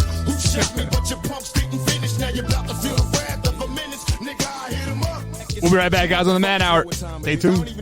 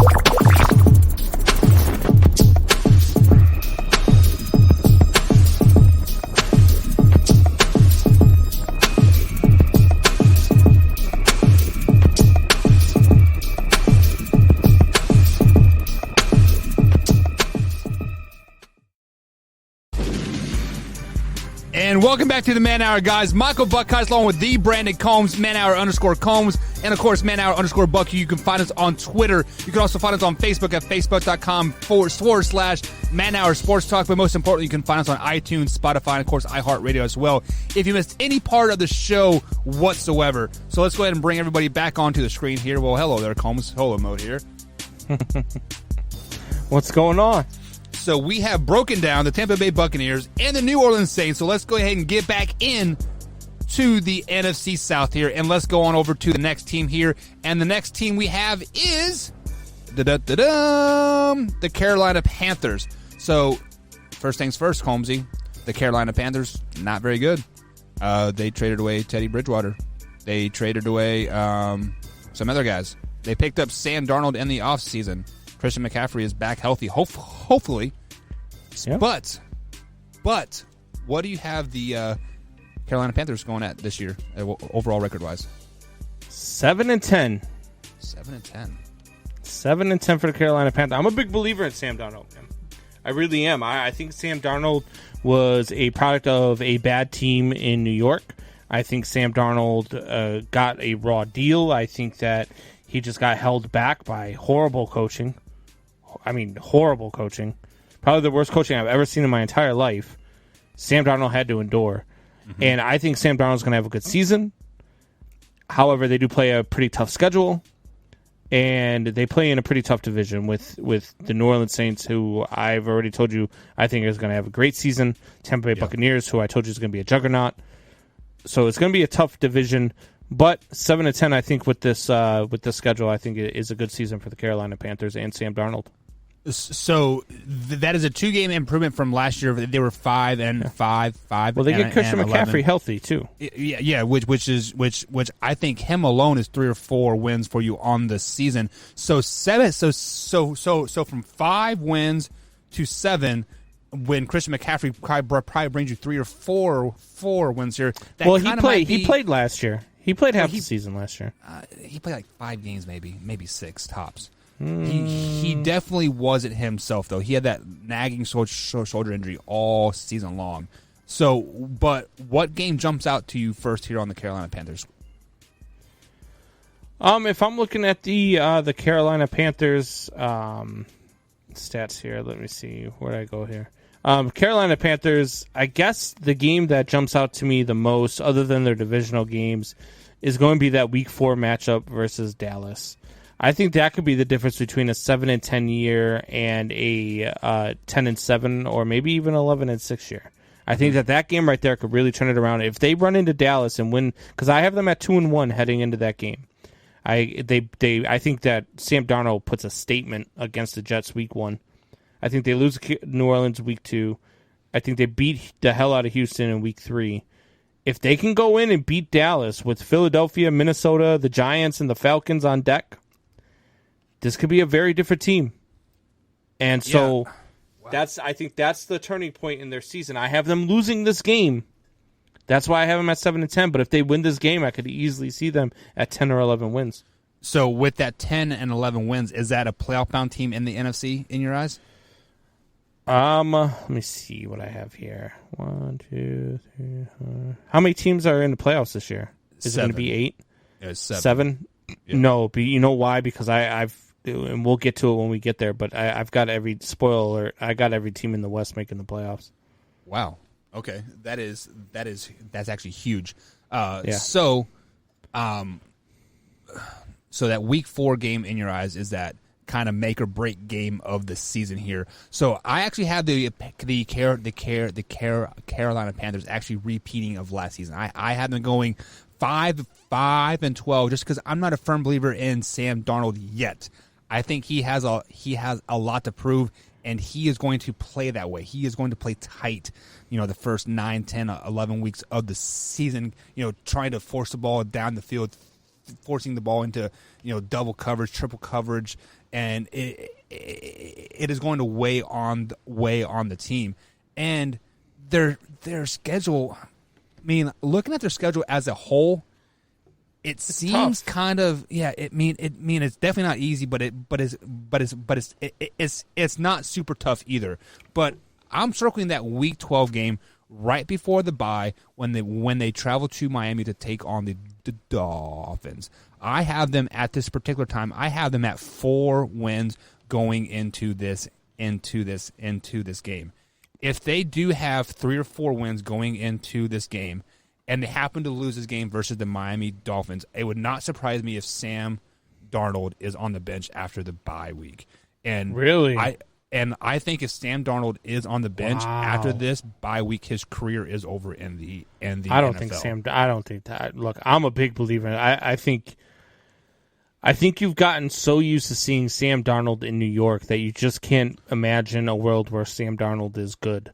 But I'm telling you, he is not Mark Sanchez. He is not any of these other New York Jets quarterbacks that have failed over the last however many years, as bad as this organization has been. Sam Darnold is talented. Sam Darnold is better than he was when he was with the New York Jets. You're going to see that come out. You're going to be impressed. But at the end of this season, you're going to come to me. You're going to be like, Combs, you're right about Sam Darnold, man. I'm impressed. Carolina's got a bright future. Yeah, but if he's struggling, if he's forcing the ball down the field and trying to make his name for himself, and they'll have 4 wins like I expect them to have going into this Week 12 game, Will Greer sitting there. I mean, they drafted him a couple years ago. I believe he's from West Virginia, if I'm not mistaken. And you have to see what you have in him. Like, you know, if you have something in Will Greer, he could possibly be your starter. Or do you trade off Sam Darnold and him and get Aaron Rodgers, or, you know, just like there's so many possibilities that are basically weighing on this Week 12 If game. Green Bay doesn't trade Aaron Rodgers this year, they're not trading him at all. And if they do trade him this year, whoever he goes to, they're not trading him again. So you're not getting Aaron Rodgers. But I don't think that this. I don't know. I think that Sam Darnold is the quarterback of the future in Carolina. I really do. I think he's going to head this team for probably the next 5 to 10 years easily. Okay, so Luke G asked us a great question on his show yesterday. He asked, "What do you consider long term in the NFL?" Yeah, I heard that. Yep. Tori said 3 years, I said 5 to 7. What is your ideal as long term? Like what is your year? It depends on what you're talking about. Are you successful? Because if you're successful, long term could be 5 to 10. I mean, look at Bill Belichick, 20 plus years with an organization. If you're not very successful, if you're consistently losing, and you're the coach, 3 years is good. If you're a quarterback and you're consistent, but you're right there, you're at the 7 and 10 mark, you're at the 8 and 9 mark every single year, you're going to get every opportunity to stay that franchise's quarterback. As long as you're not constantly going, as long as you're not doing what Colin Kaepernick did at the end of his career, as long as you don't go from 12-4 to 8-8 to 4-12 to 1-10. Full disclosure, he is not talking about the kneeling either. He's talking about the lack of play. He sucked as a quarterback his last 3 years. Yeah, he was horrible his last 3 years as a quarterback. So as long as you don't do that, you're going to get every chance you need in this league to succeed. So a quarterback's, long term is about 5 to 7 years. I would agree with you there. Okay, so you have them 7 and 10. I have them 5 and 12 overall. I actually had them 1 and 5 in the division. Their only win coming versus the who is it here? Let me look. You have them at what? Falcons. I have them at 5 and 12 and 1 and 5 in the division. Their only win in the division coming off the Falcons week 14 after their bye week. Yeah. I have them at 1 and 5 in the division too. Beating the Falcons at home? Yeah, I have them beating the Falcons at home. Okay. No, I have them beating the Falcons on the road, and the Falcons. Let me see here. What do I have? So they play the Falcons week 14, and then it looks like they play the Falcons at also week 8. So week 8 is at Falcons, and week 14 is at Carolina. Oh yeah, so I have the road team winning each one of those games. Okay, I mean that's definitely not unheard of in the division whatsoever. So who is going to be your team MVP? Like what player is going to make this team go this year? I think the easy pick is CMC, but I'm gonna stick with my guy. I'm gonna go with Sam Darnold. I think Sam Darnold's going to have a hell of a season. I think that he's going to have better coaching than he's ever had. He's going to have a better running back than he's ever had, better offensive line than he's ever had. He's going to have everything better than he's ever had. And so I feel like he's going to be their MVP this season. And I think that over the next couple of years, through some draft picks, through some free agency, I think Carolina can be one of those teams that sneaks up in the NFC South, which I think is going to be very good for a lot of years to come. I want to go with Sam Darnold as well, but obviously Christian McCaffrey is the easy pick, and I don't want to have the same player as you here. So I'm going to go with DJ Moore. I think DJ Moore is going to be that X factor in that receiving core, and if he could eat a lot this year, that means Sam Darnold is doing good. That means Christian McCaffrey is eating too, because Sam Darnold has time to pass the ball because they're respecting the running game and the short passing game. And DJ Moore is going to get open down the field a lot. So if he is doing well, the team is going to be doing well. So I think DJ Moore is going to be that X factor / MVP / the player that you need on your fantasy team from the Carolina Panthers moving forward. So 5-12, 7-10. Any closing thoughts before we move on to the Atlanta Falcons? No. I think that the Carolina Panthers are going to be better than a lot of people think this year. Yeah, I mean it's they definitely have the team to do it, and the schedule aligns good enough to where they can get hot and they can easily roll 6 or 7 wins off in a row. That would not surprise me with they play the Texans, the Cowboys, Eagles, Vikings, Giants, Falcons, Patriots, and then Cardinals, all in that 7-8 week span there. So very good possibility that they could do that. Yeah. So absolutely. moving on to the final team here in the NFC South are the Atlanta Falcons. Obviously, last year they were not great at all. They were a great 3-quarter team, but they could not win in the 4th quarter to save their lives. They had the 4th overall pick this season. Julio Jones, as of right now, is a part of the Atlanta Falcons, but they are clearly trying to move him to basically be able to sign their draft picks. So, Combs, looking at the Atlanta Falcons schedule here, let's mix it up a little bit here. What game stands out to you the most? None of them. I mean, I'm not high on the Atlanta Falcons. I would guess if I had to pick one here, I mean, let's go with out of division. Let's go with the Cowboys game week 10. I think it'll be a good test. It'll be a good matchup. But at that point, I have them winless heading into week 10. So I have them at 0-8 heading into week 10, and I don't have them winning that game either. I don't have them winning a game until they beat Carolina week 14. Wow. And then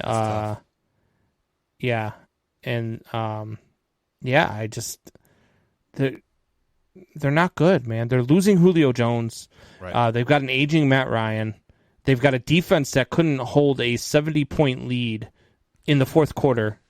This team is just not very good. 30-point win or lead to the Cowboys, right? I have them sneaking one against Carolina because it's a division game, and then I have them beating Detroit because I think Detroit's equally as bad. It's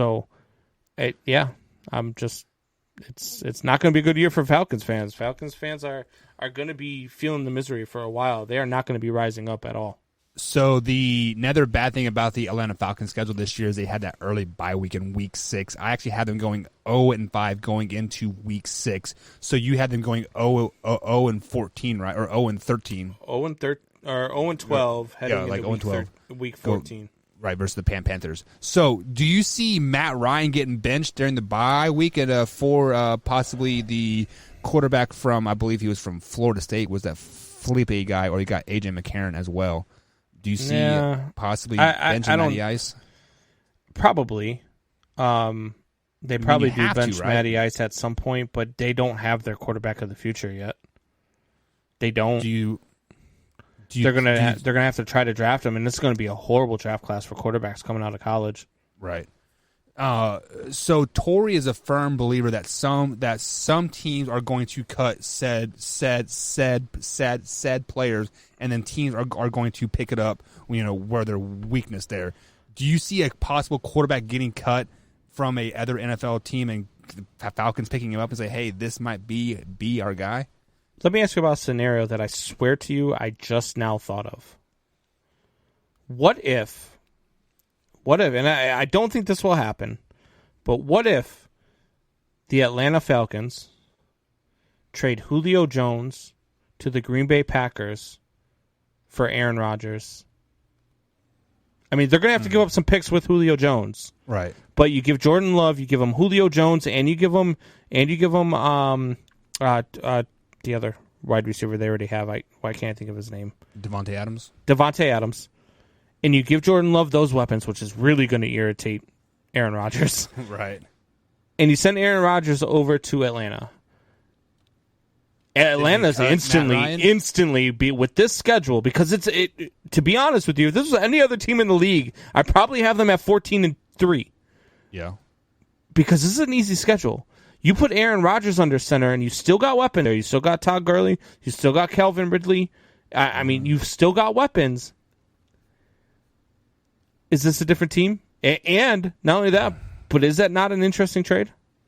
That's a very interesting trade, but does that mean they trade Matt Ryan, or do they cut him out? They probably cut him. I mean, they probably let him go, and that way he's free to sign with whoever he wants to sign.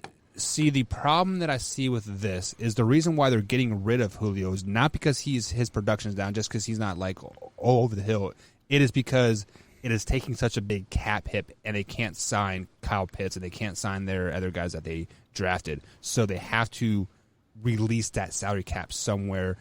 So with that being said, the only way this would possibly work somehow, some way, because I believe Matt Ryan is a dead cat hit on the Falcons, no matter what, if he plays for the Falcons or not. The Green Bay Packers have to take on some type of financial responsibility, and I don't think they're in the position to do that, because if you sign a Julio, so rumor is that Aaron Rodgers was offered a restructuring of his contract to free up $10 million of cap space.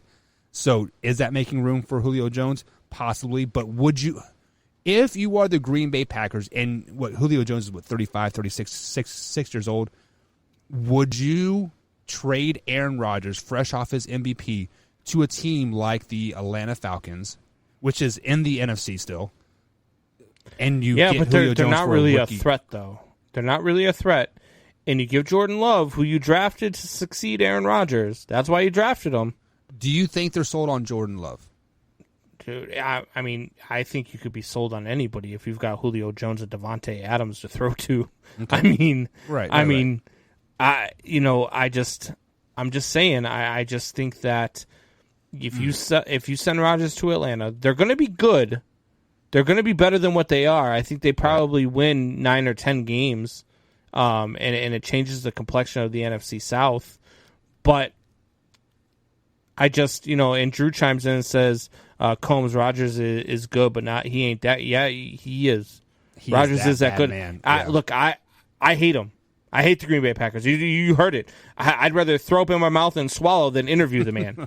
Right. I do not like Aaron Rodgers. I don't like the Green Bay Packers. But Aaron Rodgers is a top 3 quarterback of all time, and he's not number 3. Yeah. So, I'm just telling you, Aaron Rodgers is that good, Drew. So what was your record for the Atlanta Falcons again? I have them at 2-15. 2-15. So I had the Falcons going 5-12 this season, 2-4 in the division. So let's say we're going off of my picks here. 5 wins. Very, very generous.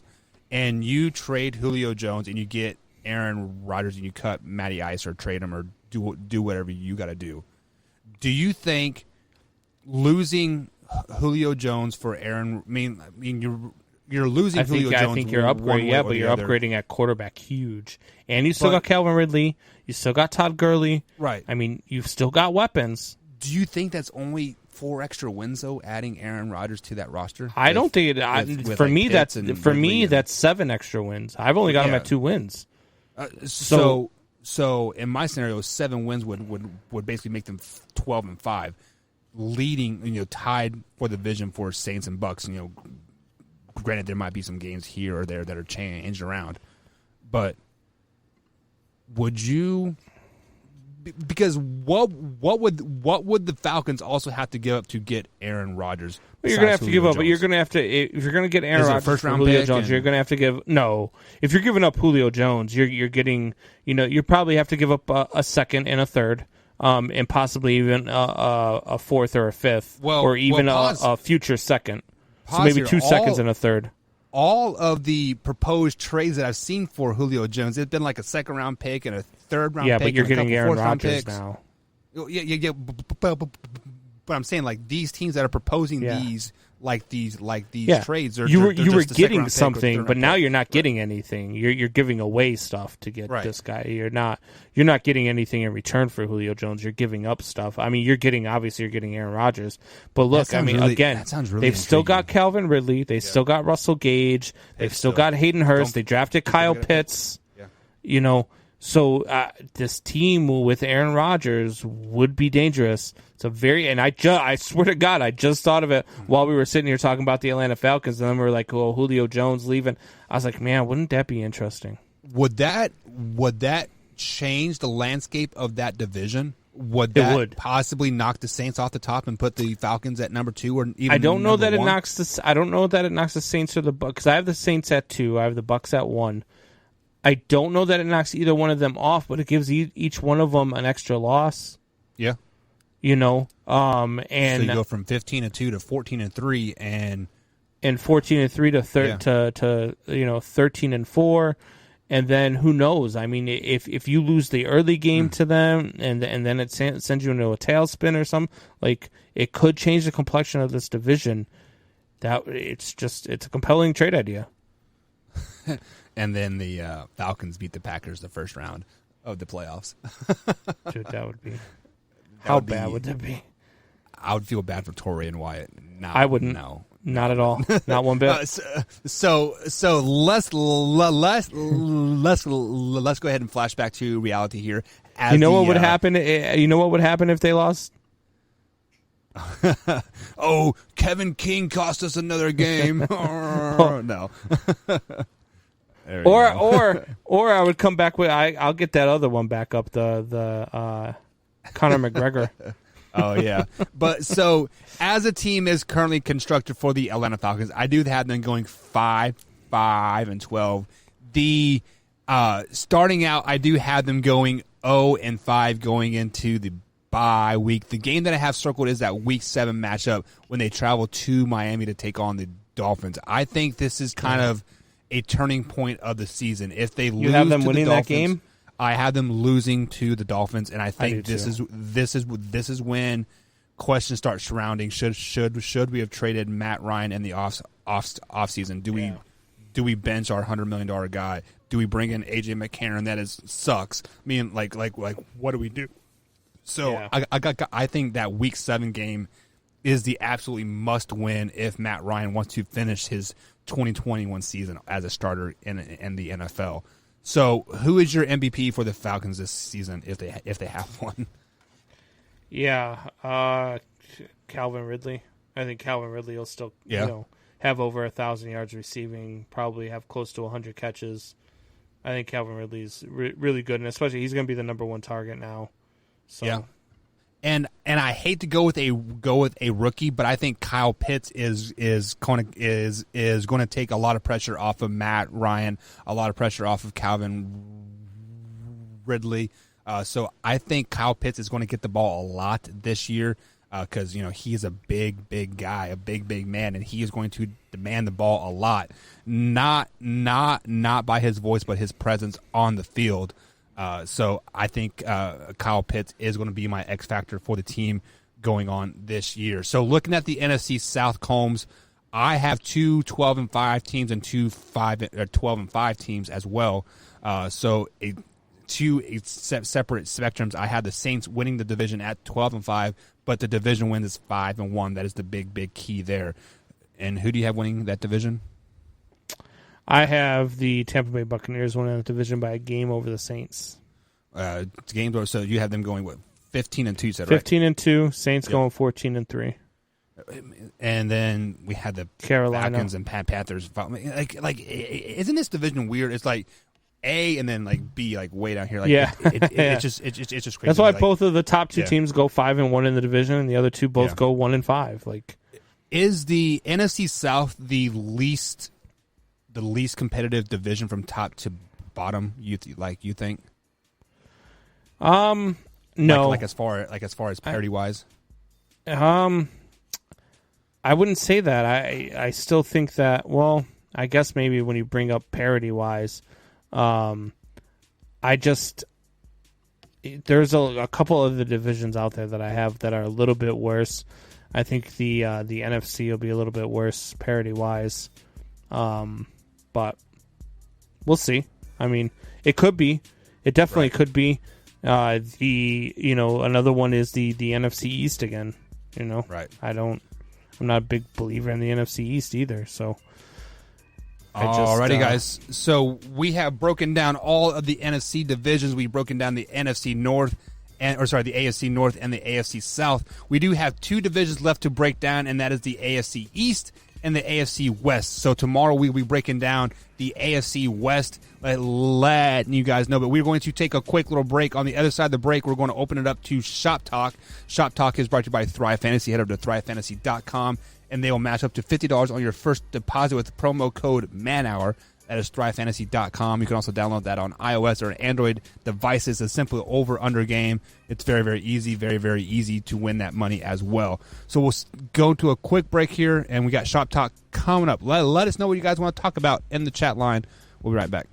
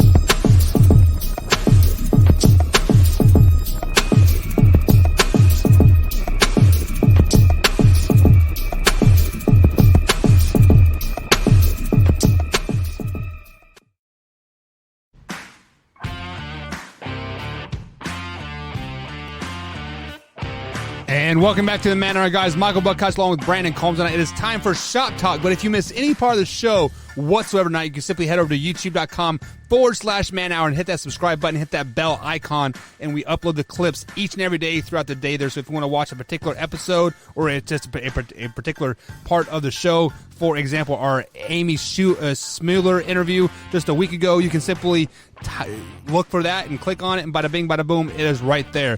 You can also find us on Twitter at manhour_Buck and manhour_Tomes. But Combs, it is time for Shop Talk, guys. So you guys, the fans have the floor right now. You can call it into the show, or you can type us up here on the chat. Let us know what you want to talk about. But Combs, one comment really popped out at me here while I was scrolling through the comments here during the break, and Drew says that if the Packers really wanted to keep him, they would restructure his contract and guaranteed for Aaron Rodgers and sign Julio Jones. That is not the one that I was looking for. The one I was looking for was that. Well, let me adjust that one real quick, because go ahead. If the Packers really wanted to keep him, they would have built around him 10 years ago, and they didn't. Right. So they're not going to restructure his contract to include guarantee money. If anything, like I said, it would be an ultimate slap in the face to say, you know what, we're going to trade you to Atlanta. We're going to get Julio Jones to go along with Devontae Adams, but we're going to give him to Jordan Love. Yeah, so that's the comment that I was looking for right there. Drew says trading Rodgers and sending Jones to Green Bay would be the biggest insult to Rodgers. Would it though? Because Aaron Rodgers he's still going to a pretty good team. Rodgers would be pissed. He's not going to a good team. He makes that team better. He's not going to a good team. But they have a few pieces here or there. Yeah, I mean, they do. I like Calvin Ridley. Yeah. Yeah, I like Calvin Ridley. But that defense, man. I just can't. They could be literally. I'm telling you right now, Buck. They could be up 78-0 in the fourth quarter, and I would put $100 down on the other team to come back and win. Well, on the bright side for the Falcons, they did fire their defensive coordinator and their head coach, I think, in the offseason. So maybe some changes might be made, maybe a new scenery here. But, I mean, Drew is saying that it is a biggest insult to Rodgers. I mean, it is, from listening to that interview, Aaron Rodgers kind of wants out of Green Bay anyway. So would it be really a insult like at this point? Yeah. No, I think at this point it's just become one of those.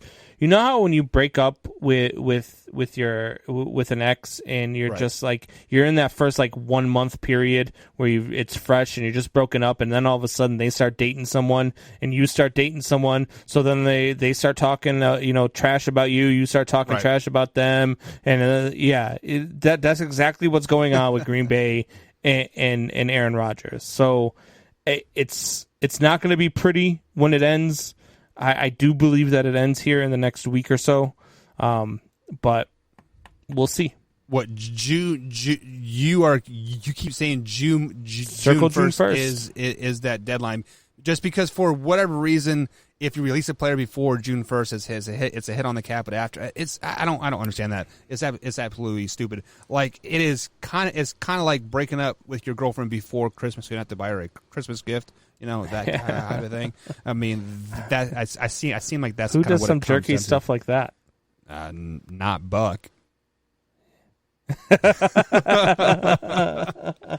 So, all right.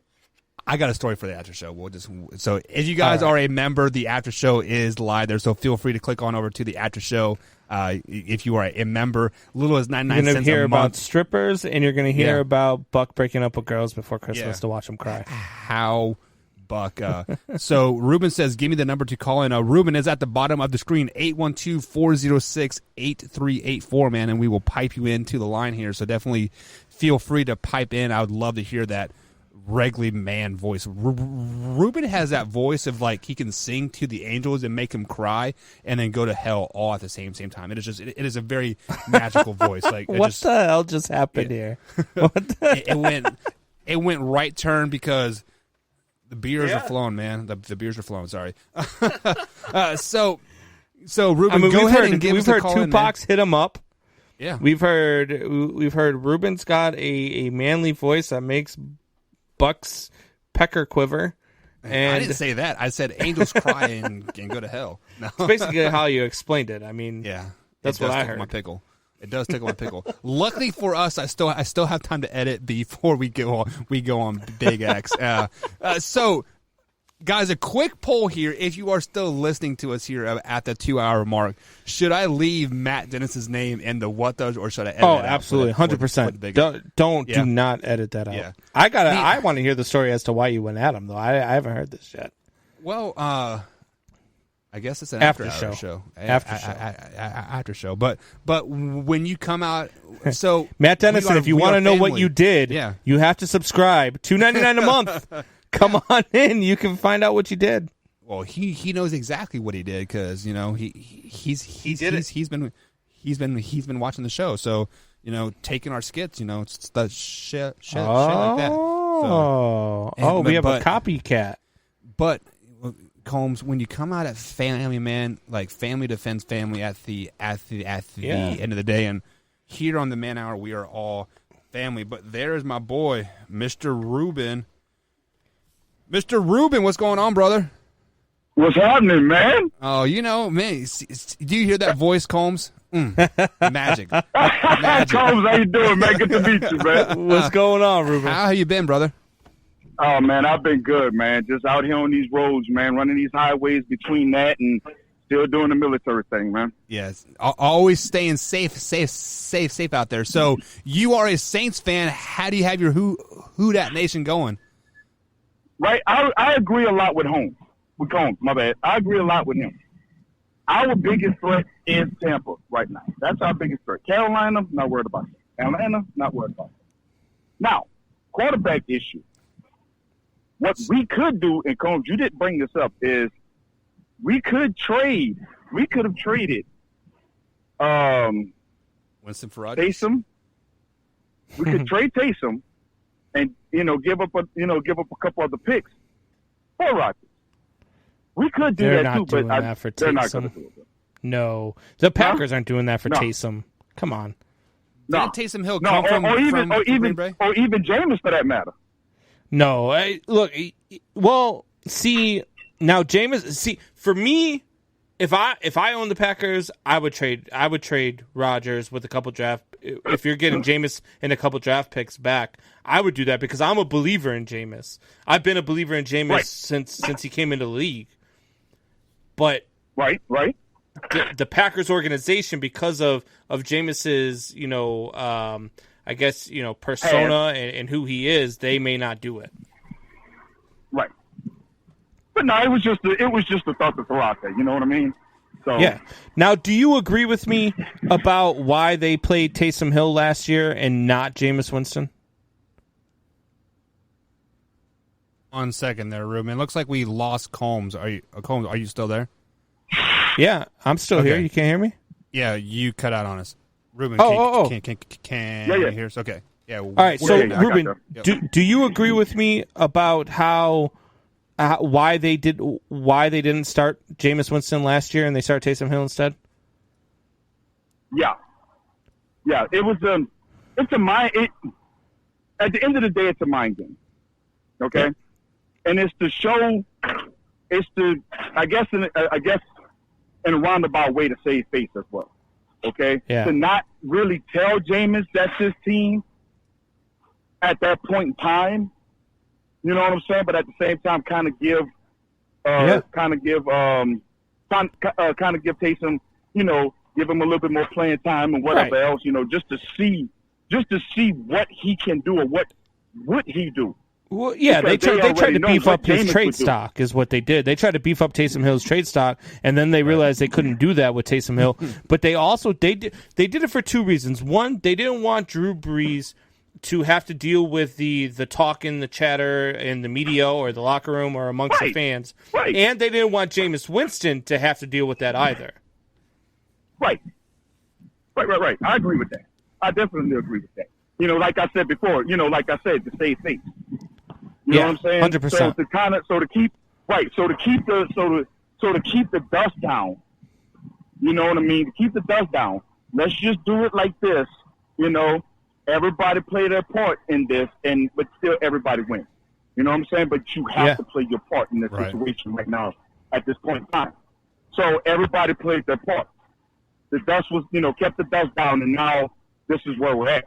So I hope and pray that James. I really do believe that Sean Payton is going to gear that offense around him. He's going to gear it to him, just like he geared that offense for Drew. You know what I mean? He geared that offense for Drew. Yeah, I believe you. And I'm with you 200%. I really feel like if they can sweep Tampa Bay, if they sweep Tampa Bay in that season series, they win that division. Oh hell yeah, without a doubt. Yeah, without a doubt. But we both know in reality.